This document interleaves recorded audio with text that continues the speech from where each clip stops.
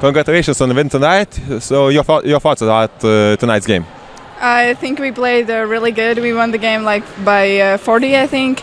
And I think we need to improve in every game, and we need to learn from this game. It doesn't matter that we won, but I think we need to improve our skills and everything.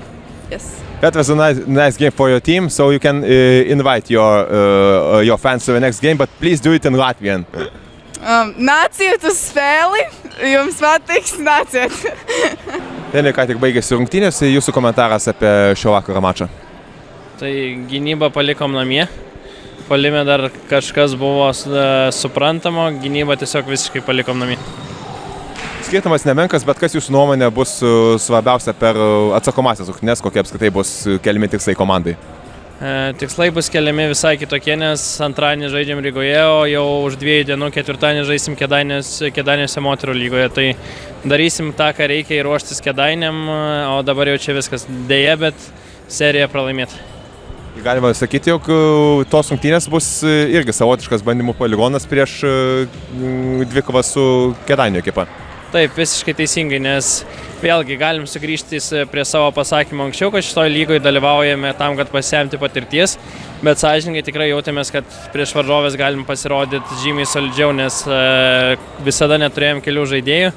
Čia likus vėl keliom dienom sužinom naujienas, labai, jeigu atvirai sunku, kai pastoviai keičiasi sudėtis ir neturim ritmo. Šiuo metu visiškai neturim ritmo ir kažkaip per savaitę laiko turėsim sugauti. Smitė, tavo komentaras apie šio vakaro rungtynes? Aišku, rezultatas turbūt daug ką pasako, nieko gero. Nesudirbom, sakyčiau, gynyboje, varžovės labai greitai užpuolė. Tiesiog ne komandiškai nesudirbom. Skirtumas yra labai nemenkas. Kas tavo nuomonė bus svarbiausia prieš atsakomąsias rungtynes Rygoje? Aš manau, kad gynyboje išsitaisyti klaidas visų pirma, o tiesiog kitas dalykas tai kovoti. Aš manau, kad mes turim stiprų charakterį ir vis tiek eisime iki galo, kovosime Rygoje. Šios rungtynės galimai bus savotiškas bandymų poligonas prieš Smartway moterų Lietuvos krepšinio lygos B diviziono atkrintamasis rungtynės.